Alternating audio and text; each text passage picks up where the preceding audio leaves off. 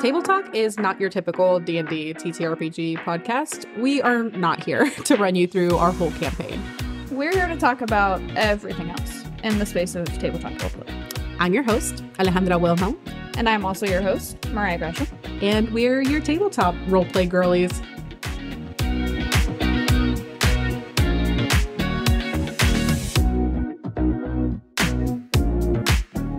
Alrighty, and we are live with another episode of Table Talk. Again, it's just me, your host, Alejandra, and Mariah as well. And yeah, your other host. Your other mother. just your two moms. Your mom, yeah, we'll just take turns with like who is other mother.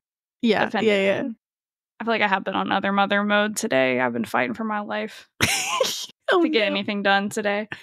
I feel that. I'm so sorry. You're good. But yeah, your tabletop mothers today.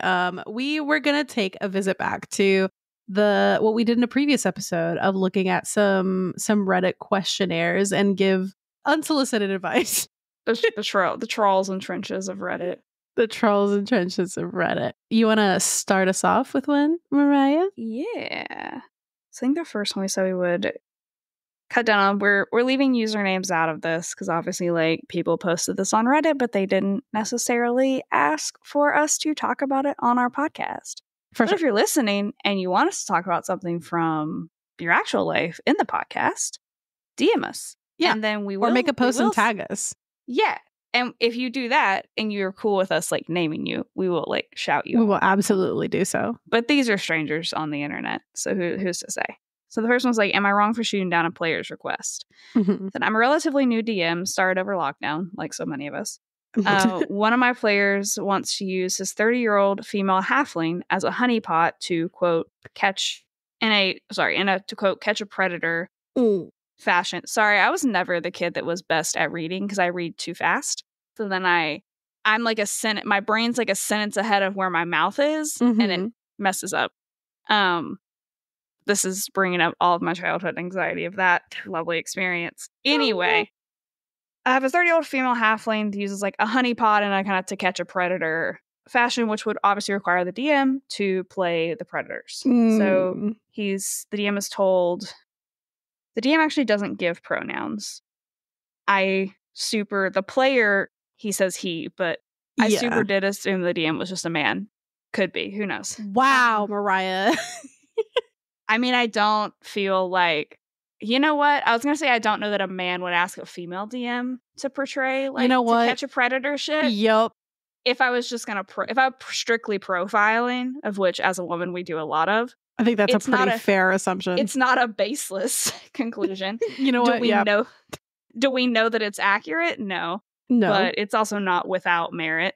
So the DM is told, it's like, I've told him multiple times that I'm not comfortable doing it, but he keeps pitching it. And now another player has joined him and asking for it. Should I just do it once to get it out of his system or stand firm and keep refusing? It's like, editors, I've got a lot of comments about it. Predators of that kind have never existed in my world, so he's effectively trying to create the predators in order to catch them. Again, it doesn't specify what type of predators. We are all adults in the room. We can glean the gist of yes. I mean, am I probably assuming the worst? Yes. Do I think I'm wrong? No. 100%. I mean, do I like that? No. But like, do I think that's probably the correct assumption? Yeah. No. And I'm glad that this individual like clearly was like, hey, I'm uncomfortable with that. And like, I don't want to portray a predator in my game. That's not where I get my fun in particular. Right. But it does sound like they're struggling with the fact that like they're persisting. And then on top of that, they've garnered like another player to their side to try to make this a reality that they play out at this table. They've like co-opted someone. Yeah. Which is weird. Yeah. And it's not like, it's not even that it would be justified in this scenario either. It's not even like how currently now like the to catch a predator is like, no, it's just men absolutely assaulting predators in a Walmart and just be like, no, we're not going to call the cops. We are going to beat the shit out of you. Is that happening in like real life? Yeah. Oh my God. Where? like on TikTok. Like you'll see them and like confronting the dude at his job or at a store. Walmart. It would be at the Walmart. Yeah. Something. And you can't just go Rock'em Sock'em Robots at like Target or and they'll be it's gotta be Walmart. Normally it's the like they're just talking to them and like filming them and shaming them justifiably. But no, these men are like, no, we're not going to let you walk away. We are going to absolutely beat the ever living shit out of you right here, right now. I saw one where like a dude took a shopping cart as he was like trying to run away from the dudes and just like at Mach 5 hit that man with a cart. The guy that was beating up the predator hit a man with a cart, hit the guy that was beating up the predator. Like they are ganging up on the trying to escape. Yes. Like a rabbit run situation. Yes. Yeah. And it's not like we caught you, so now we're going to call the cops and they're going to come get you. They're like, no. Okay, like, and clarity, because I haven't seen these TikToks. The people filming it are the people who are like on their bounty hunter shit. Yes, they're the ones filming it. Correct. Probably stop doing that for legal reasons. I'm not 100%. A lawyer. I'm certainly not your lawyer. But if you're going to go on some kind of vigilante crusade, probably don't film yourself. Don't doing an assault. Yourself. You'll almost certainly still be on camera. But maybe don't provide like body cam footage of it. The video evidence of you. Just a recommendation. Seeking out vigilante justice. However justified. But yeah, so I don't know if it's like they want to get that kind of satisfaction out of it, but the element of I'll play a halfling as bait, and I'm like, that was weird. Thing where it's like the fact that the term like quoted, so I'm assuming it's not the poster using this term, but like honeypot was used. I was like, like okay, 80s Bond villain, like work, like she's giving. Like what? Do not work, do not slay, do not serve. Like, all right. Who is she? Like we went back to like black and white movie days with that one. I was like, all right, fair enough. Truly. Yeah, it's like I don't know. It's one of those things where there are certain, everyone has their own lines and veils. There's certain things for us in the games we play, right, that are just never ever going to be permissible, and it goes beyond a point of like lines and veils or correct. Like a difference for me would be like I'm arachnophobic, and so I don't love spiders. If there can maybe not be spiders there, I'd have a better time. But if there are spiders, it's not going to like deeply traumatize me. If there are like graphic depictions of suicide, that will deeply traumatize me. Right. So like that's the difference. Or like essay themes or things like where it's like, that's never going to be on the table. No. And I like, there's a point even in some books and stories, like that's a whole other conversation to have around like using these darker themes like as themes and depictions story in fiction motivation. Yeah. And like as kind of cannon fodder to put your characters through. And I think there's a way to do that that's respectful, and there's a way to do it that isn't. And it's a very hard balance to strike, and you're rarely ever going to get it completely right. Correct. Like very timely now, we have the whole like It Ends With Us, Colleen Hoover movie thing, which like I've never read the books because I've never heard good things about Colleen Hoover. But like from my understanding, there's a lot of like domestic violence in that movie, and like the branding of it is very like rom-com-y, happy-go-lucky. And so it's like, well, people do not know what they're getting into when they're going to see that movie. And the only person who's really been forward about that is the director, to be like, hey, no, like domestic violence is the theme of the movie. And he's like, he played the guy that like was the abuser. And he's like, that was difficult to do. And I was like, but I wanted it to be an honest portrayal. He's really the only one talking about that aspect of it. And so I'm like, you're not, like, people kind of need to know what they're getting into actually a little mostly bit. Because of Blake Lively. Do you know about that? Yes, it she's is. Kind of pushing like that out and promoting it the way that she Which wants, is a problem. Which is a problem. But yeah, that's a whole side. Thing. That was we're getting off on another tangent. But like, yeah, like it's hard. It's hard to handle those themes. Like those things always have to be handled respectfully, I think. Correct. And so like anytime where you're tokenizing it or making it be like I'm gonna go get them. Like, that's kind of weird. It's like, why? Like, I think it's also like no holds barred. If even one person is uncomfortable by it, it should not be a thing. It's a no. Yeah. And like the GM and like a lot people tend to forget it. It's like just because the GM is like hosting this world for you and playing the other characters does not mean that they are not as much of a participating player as everybody absolutely. else. Yeah. And their enjoyment and their fun in the game is just as valid. And like, yeah, if they're arguably, in some ways more, because like that poster was saying, he's like, well, hey, if there's going to be predators to catch, like, he's not like, it's going to be me. You're volunteering me to play predators. Like, I need to, like, getting consent to that. Yeah. So, and I don't want to get into the headspace of that kind of person. Right. Exactly. It's like the worst version of like the stuff that I've talked about on here of like I'm having to adjust to getting into a villain mindset when I play those villains and committing to the bit because it's uncomfortable for me inherently as a genuinely good person that likes people and enjoys like making my friends happy. So it's an uncomfortable skin to be in, and like people can forget that sometimes it is like weird to shake that character off later. For sure. And yeah, I in no world, way, shape, or form would I ever be comfortable portraying that kind of person, in the same vein that I wouldn't be comfortable portraying like a wildly racist individual or a wildly like sexist individual.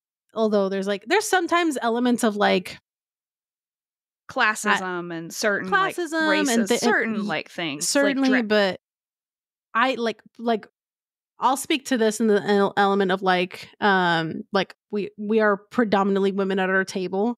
Sometimes skirting the line of like a sexist villain or like a like little bit for the sake of kicking the shit out of them and like winning over, but it's still just like the barest hint of that because I don't want to fucking deep dive into some traumatic bullshit. It's like he might make a little snide comment under his breath and you're like, oh, this guy's an asshole. Got it. And then you beat the shit out of him later. Cool. You're left to draw your own conclusions about like, maybe with this, you're maybe not seeing this person at their worst. Like I do similar with VTM of it's like, I've mentioned this before of like at the very beginning of like the VTM book, they have a blurb and they were like, this is a dark world. It's a dark game. And also like the world we live in can be dark in a lot of ways. And like you don't need to bring all the horrors of the actual real life world into your game and pile those on top of the fantasy horrors. So it's like, is there a lot of darkness and machination and fucked up things going on? Absolutely. But you can even look at like, which we've seen a little bit of, and we've talked a little bit about like Revna and Riley's relationship. They have an incredibly toxic, abusive dynamic. Yeah. And like, but there are certain things we're not going to do. No. There are certain things, I have hard lines on SA. Like, that's never going to be a thing for me. Like, and there are certain things that, like, even you and I will explore in, like, OSRP, like, when Revna was turned and she was, like, chained up in this basement and stuff that, like, or, like, in Strixhaven when we did the interrogation scene that Anya was part of, like, we'll explore darker things or more intense things in OSRP where we have a bit more control and privacy and time versus, like, what we will explore in a table, like, in front of everyone. Where I'm now having to sit and like orate exactly how your character's chained to a wall and like what is happening to the other people in there and what the man who like turned you into a monster is doing. Like, we don't need to do that. Like, because it's an element of like it's different if like you and I have agreed to portray this kind of like very dark backstory stuff, but then. Yeah, you lose a little bit of that control whenever you're adding like other people at the table witnessing this, and you run the risk of making them deeply uncomfortable just because this is part of my backstory or my character's growth or whatever they're going through doesn't always mean that it's going to be chill for other people to witness. It also may not be as chill as you and I thought it was going to be for each other. Yeah. Even if we're the ones, sometimes like I've written things and I'll be uncomfortable by the thing I've written. Yeah. Yeah. I'm like, this is rough. And sometimes that's okay. And I can allow that to exist because it's meant to provoke that emotion. It's meant to be uncomfortable. Mm-hmm. But when you're in an improv scene where like you're always extending a lot of trust and giving up a lot of control when you're improving. And so I think when you're doing that around very dark themes, that you have to be so fucking careful with that, because it really can it's very easy, like you said, to get stuck in mindsets, and it's hard to like shake that character out of you, or just like you go too far, or like where that line is very ambiguous. Yeah, or someone at the table goes too far and like you can't really pull back from that.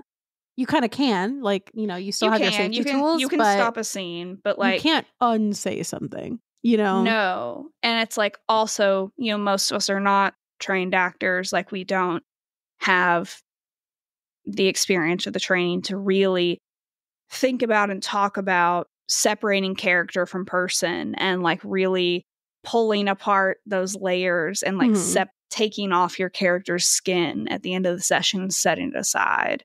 Which, like, we've done more of, I think, as we've played on other streams and we've talked about it more and we've talked with people who are actors, and, like, it's been really helpful. But it's still definitely something where it's like, yeah, you're stuck in that mind, like, especially as long as we play, sometimes we'll be stuck in those mindsets for hours. Oh, yeah, I'm like, afterwards. I've been so many people through the course of these hours that I barely remember myself for a little bit because I'm so brain dead. Mm-hmm.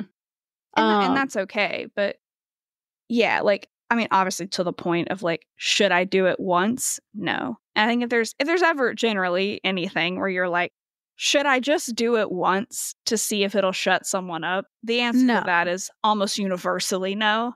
Yeah. One, because it's still a violation of your boundary and it will not work. Like, Yeah, 100%. Like especially the establishment of your own boundary, if anyone at the table, like as much as it is your responsibility as the DM to make sure that everybody else is playing in a safe manner and comfortably and discussing things when they come up, like your own emotions matter. What you are willing to play and not play at your table matters. Absolutely. And if you're uncomfortable with something, you do not have to do it. If they want to go play out this like little fantasy somewhere else, I guess they have at least 2 players, but still not recommended. Bit problematic, bit weird. They can head over to Wattpad and write themselves. I don't know. I guess, but still. I don't like. Yeah, it's yeah.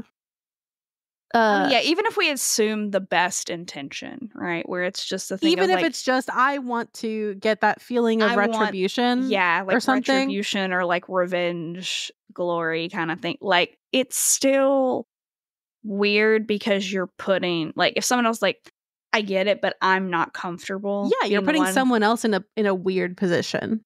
Yeah, to have to portray something. Okay. Yeah, and it's not a vibe. So no, absolutely 100%. Like I think the GM or DM in question has trust your gut, and the right instinct is normally the way you should go. Don't give into playing out something that you're not comfortable with. No. And they can go find a fucking other table. Like truly. Or like they can play. Yeah, they can find another table and they can play, or they can run a game and they can play the predator for other players to chase if they're so hellbent. The 2 players that want to do that can have a one. Can go do that in a different corner, and they can take turns being the predator and being the bounty. I don't know. I don't even. It's so weird. Yeah, it's very slimy. Very much so. You want to grab the next one? Sure. Let me see. I closed my phone out for some reason. So I'm like, let me just open these back up. Let's see. Okay, I'm going to do this one. Player doesn't feel well with bestial races being too present and may leave because of it. The original poster says, "Hello, everyone. In my recently casted game, we are at the point of creating characters at the moment. The party is not fully created. So far, we'll probably have 1 human, 2 tabaxi, and probably a tiefling or a minotaur. The player that's playing the human says that he previously had issues with more bestial and or horned races being present in previous group he was in. He said he sometimes got the feeling of playing in a wandering circus and it can put him out of the role-playing space. Now he's willing to try and see how it plays out, but it's too much fun for him. If it's too much for him, he'll maybe leave. Now, my question for all you people is how I, as a DM, should deal with this. I really like this guy, but it's definitely his problem. I'd like to find some common ground for him and the other players in order to provide everyone with a fun experience without limiting anyone too much. Any ideas on this? This one is like odd and interesting. Sometimes I find posts and I'm like, no, I know exactly how I'll respond to that. And then sometimes I find posts and I'm like, oh, this is just an interesting jumping off point to gab on. Yeah. Because there's a few ways to go here. One, I was immediately drawn to it because it's giving our previous DM not understanding how Warforged can be sexual. It's giving that to me. And so it kind of made me chuckle in that respect. Mm-hmm. Then I'm like, there's also a lot going on here. And again, I don't know these people. I don't know this person. This is purely my own psychoanalysis from my own implicit experience. And it could very likely be wrong. But like, it's an odd thing because, again, everybody gets to have their boundaries and their lines and their veils. And if you don't like anything at a table, that might just not be the table for you. And you should probably find a table that's more compatible with how you want to play. And also, I do think it is worth examining why we have the boundaries we do. Not to say that you ever have to change your boundary, but I just think it's helpful as we grow up, as we experience more of life, when we meet more different people and we learn more things, that we examine why we think the way we do, why we have the beliefs we do, like why we have the opinions we do, and just, do a little take a gander on your own brain and be like, hey, what about do a little audit? Yeah, like what about someone playing a tiefling or like a bird person or whatever is like wigging you out to that degree. think the weirdly interesting part is that it's not just bestial characters, it's horned characters as well. Yeah. Which, like, when you think of a tiefling, like, they're very basic, very D&D race. It's also trying to explain D&D to your parents and them thinking you're actually casting magic. Yeah. Performing satanic rituals that's also in the basement. What this post is giving. Mm-hmm. And it's like, there's also, and I am not, as a very non-melanated woman, this is not my fucking place to discuss on it, but I would be remiss to not mention it at all if I didn't say that there are certainly problematic racial implications tied to certain races, particularly bestial races, historically in D&D. So it's like, when I say maybe it would be fun and fresh. It's the wandering circus comment for me that where I was like, made ooh. My entire chest just... Yeah, you're just kind of like, brother, you're like, maybe...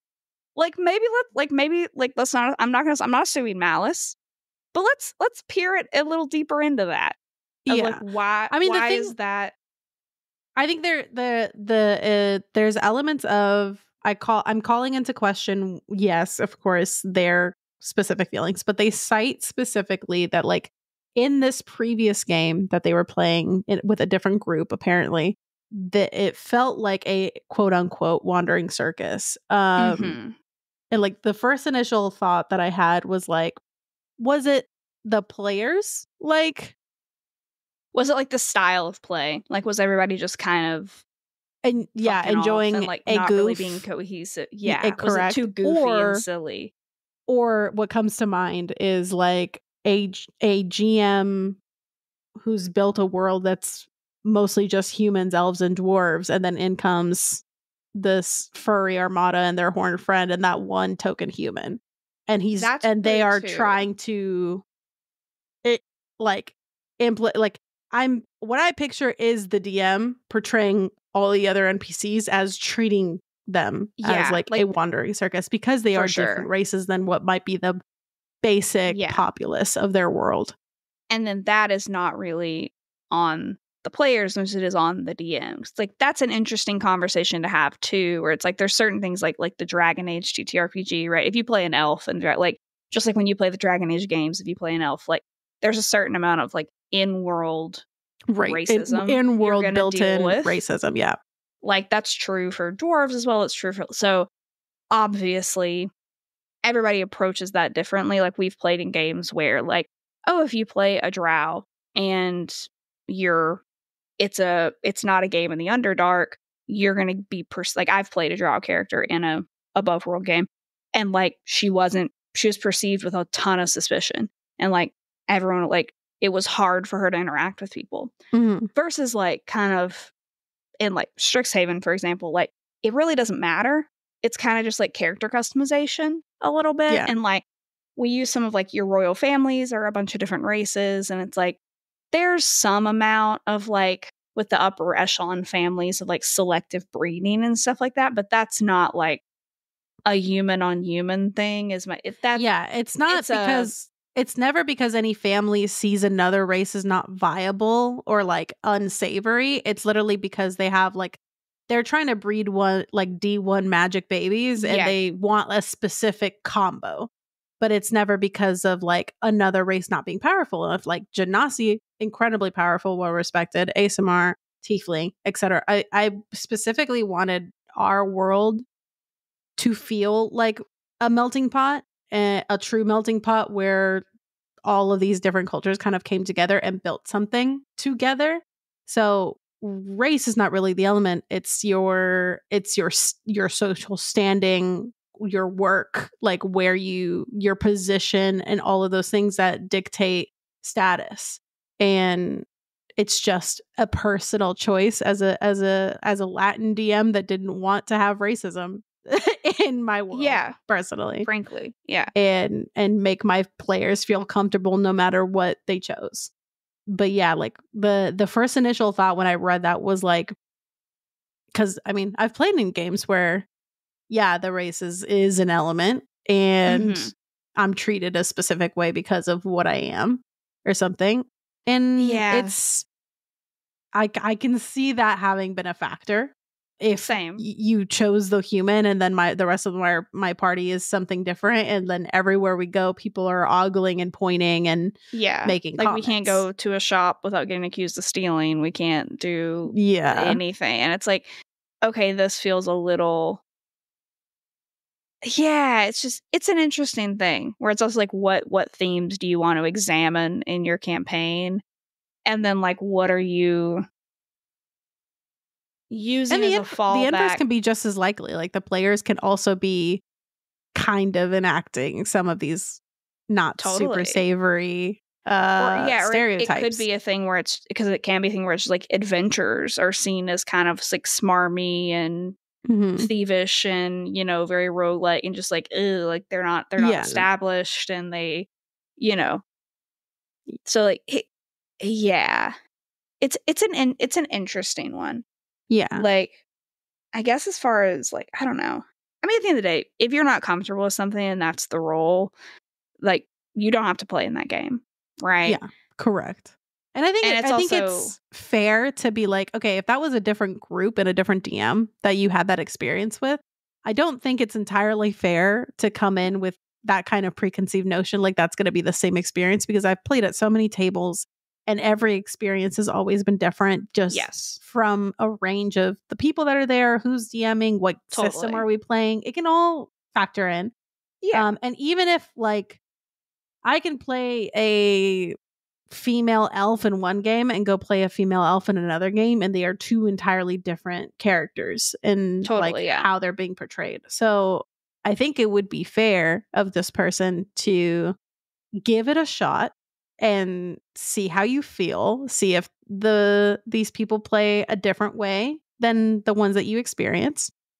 And if you still have some kind of discomfort in the way that things are being portrayed, then find a different game. Yeah. And it's also like, if nothing, like I think you learn, like definitely out of yourself, every table I've played at, I learn a bit more about what I like and what I don't in games. And so you know, and then when you can ask about things. So you can ask, and like, how do you address race in your world and things like that? And maybe that's something the DM has a quick answer to. Maybe it's something they haven't thought about, and they would benefit from thinking about it if they haven't. But yeah, I think we can't just be like, oh, well, I had one bad experience, so I'm going to assume everything is always like this. Yeah. And in the same way, I guess, like, yeah, it's kind of weird to be like, well, everyone wants to play non-humans, so I don't want to play.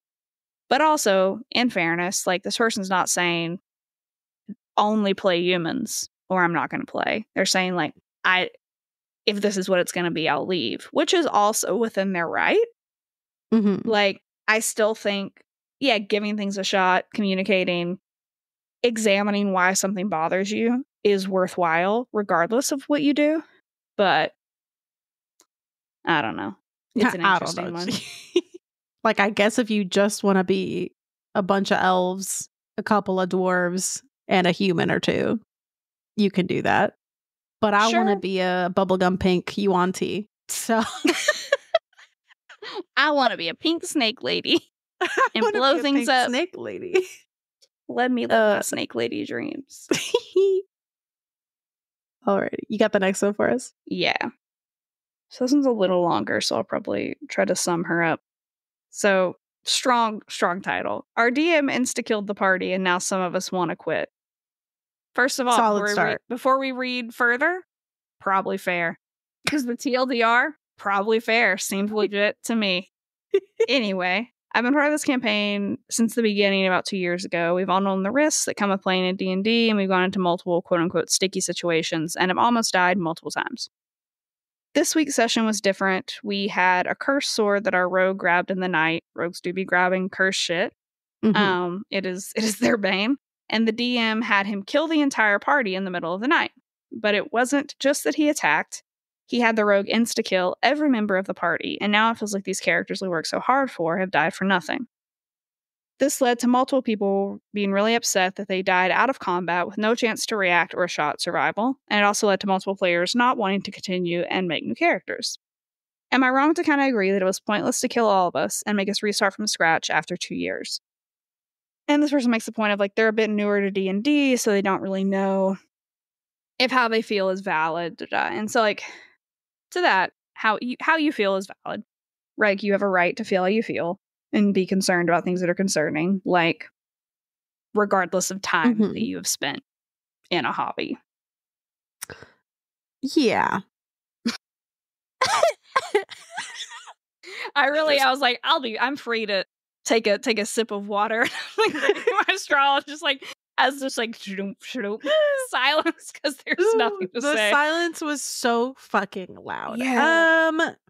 Yeah, wild. no. That's bananas. Yeah, insane. There's the degree of, like, I'm telling you right now, I'd pack up my shit and I'd walk out and go home. Oh, like, no, yeah, absolutely. Are you fucking kidding me? After 2 years of playing? Could you imagine if y'all walked in to your next Strixhaven session and I just said, like, y'all got fucking ganked in the night. I don't know what to tell you, chief. And close my book and walk out?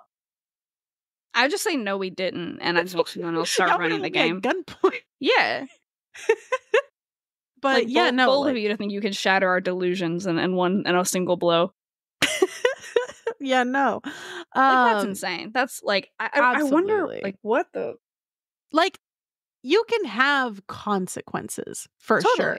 I love a good... It could even be justifiable that the rogue does insta-kill one party member, but then in the act of, everyone else wakes up. You know? Yeah. Like, murder is messy and loud. Yeah. That'd be a great way, like, if you had one player that, like, wanted to change characters and play something new. Great way to get rid of it. Great way to kick them off the screen. But, like, doing that without a player's consent, doing that, I mean, I have an issue with insta-kill in D&D anyway. Like, insta-kill, I got in, like, almost fisticuffs with our old Ravenloft DM about how insta-kill worked. Because he never understood that it had to be the remainder of your HP and the entirety of your max HP in one hit. So using very round numbers, because this isn't a math household, this is an English marketing household. This is an English creative residence. If your character has 100 HP and you have 20 HP left, then an insta-kill one shot, they would have to deal 120 damage in one swing, not in one round, in one swing to insta-kill you. Otherwise, you go unconscious. Now, if you're unconscious and they hit you again, you crit fail twice. Correct. But you still have one roll. So it's like, it should be hard. It's like, aside from like power word kill or disintegrate or something like that, which are 9th level spells, which most people practically really are never going to have spend a ton of time playing with, because they're not going to get that far in the game. They're not going to play a game at that high of a level. You're not going to spend a lot of time with that degree. And even then, the situation that you're going to like fire off your 1 9th level spell. Right. Yeah. Really, even at 20, even at level 20, I think you only get 1 9th level spell, and that's it. So yeah. And yeah, they're 100% justified in that anger, because the only times I've ever gotten like spicy at a DM is when I feel like I haven't even been given a chance to react or do anything about something, and they're just like, nope, this just fucking happens to you. And I'm like, what do you mean? In a game where I'm allowed to make like skill checks and whatever, like I have in everything else, we always have a chance to whatever, to wake up, to intervene. Yeah, like it's lazy. It's lazy DMing. It's bad DMing. Like, just say you're a bad DM with your whole chest and own it. 100%. That's what it is. Yeah, like, because it's also like at the end of the day, like you have 100% control. You can't throw your hands up and just be like, sorry, them's the breaks. Like, no, you made an executive decision to do this. It's not up to, sorry, that's what the dice rolled. Like, no, you dictated that's not how that the dice work. Yeah. No. You dictated that is the entire element of the dice, is so that you as the DM or GM can shift blame on Lady Luck, and you're like, for sure.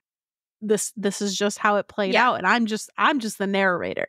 And you have your little privacy screen in case the dice get a little too spicy, that you can fudge things, and nobody. That's just between you and your god. And I support that 100%. And you can take that shit to the bank. What happens behind that screen is my business. Yeah, y'all have lived by my grace sometimes. Yeah, same. Absolutely. When you see the dice I roll when we play VTM, I'm just like, y'all are already rolling. I'm like, give me a second. I'm still counting. Yeah, I'm gonna see that 20 and pretend I didn't. And exactly. But yeah, no, like you're in charge. You have a hand in how this plays out. And to end a 2-year fucking campaign by insta-killing the whole party and not even doing any wackadoodle shit, like, and then you wake up in front of death and it was all a dream. It was all a dream or something. And like, well, it's so strange too, because it doesn't even seem like that was meant to be. It seemed like it was a campaign that had been running for 2 years. It doesn't seem like that was supposed to be the end. Oh, like it seems like the DM just killed everyone. It's like, all right, make new characters. And it's like, I'm sorry, what? Yeah, no, you got me fucked up. Like what I want, like I wonder, it's like, what in the DM's head? When you're like, all right, this is what we're going to do. When everybody goes to bed, you're like, the rogue has a sword. What did the DM think the reaction was going to be? Yeah. Like, how did you think that was going to go? Is what I'm genuinely curious about. Like, it's also like, you could have done so many more interesting things. Like, yeah, the sword is cursed, but like, the rogue could have like deteriorated over time with this sword, and like a Vox Machina Grog thing when he or something, and sword, and like it takes you over, or it possesses you, or something. Like, there's so many more interesting things that wouldn't have do like amounted to angering your entire table to the point that they don't want to fucking play anymore. Yeah, period. Also, presumably, like, these are your friends. Also, like, the fact that I think they said in the post that like none of them are experienced with D&D, and for many of them, it's their first time playing. That makes it even worse, because that's the thing. Like, it's like you can gaslight yourself into being like, "Well, is this just what happens?" And it's like, no, it isn't. And it makes me mad, because that's the shit that like gives it a bad rep and stuff, and like makes people not want to play. And that shit sucks. You have a shitty DM. Yeah. Leave. Just leave. Okay, are you ready for a funny haha? Yes. Let's lighten it up.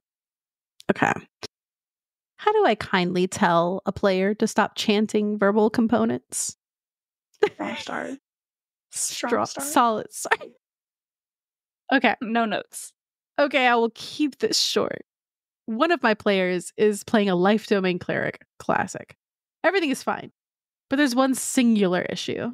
He always chants the verbal components of his spells in Latin, no fucking less. That's impressive. That's impressive. If he actually looked up the Latin, like, go you. Again, there would be no issue. Sounds like solid role playing to me. If he didn't make it so long, you know, I was Catholic once. I get a Catholic mass. Yeah. It's out there saying the Eucharist. Like, all right. I'm talking 4 to 5 sentences long. I already told him to make it shorter, but he currently does it in 2 sentences. But he does it every single time for every cantrip and level 1 spell. It's starting to get a bit dense. I don't really mind him chanting. I do it too with the NPCs, but it's short and quick, something that won't take more than 1 or 2 seconds. For high-level spells or bosses' ultimate moves, I do longer ones because it's immersive for everyone, not just me. Yeah, it's solid. That's fine. Yeah. It's a solid choice. So I'm looking for a way to not sound like a moron or hypocritical and stop him from getting called yapping domain cleric. This one's very interesting to me. Because, like, there's a few ways to go here as well. Because it's like, okay, who is annoyed by it? Is everyone at the table annoyed by it? Is it just the DM? Which, like, it sounds like everyone at the table is like, please wrap it the fuck up. I mean, I'm gonna be real with you with the way that combat can get so fucking long sometimes. Like, I'm gonna need you to wrap that shit up whenever you're casting your damn spell. Yeah, I'm on the fence with combat. Like, combat can walk thin ice with me anyway. And so, yeah, if I was listening to someone give a Catholic mass every time they cast a spell, every single turn, I would probably be done. I would probably like my character takes a nap, and so do I. Just go right back to being in church. Nap right here with my mom when I was little, and just like I'm gonna lay down in this pew right here. I mean, yeah, like that. It is a bit excessive. Like, I love the creative choice. I love that. But there is something to be said for like comedic timing and awareness of your audience, right? Yes. And it's like save the 2-minute chant for like a really climactic, thing. Don't whip it out every time. Not every time.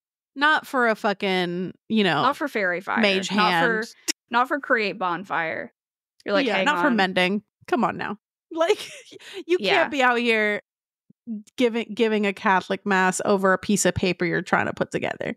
No, that's too much. For 5 fucking minutes. Yeah. That's too much. We can't be out there doing all that. We simply cannot. Like, it's a good problem to have. This one, like, is that committed. I appreciate the commitment to the bit.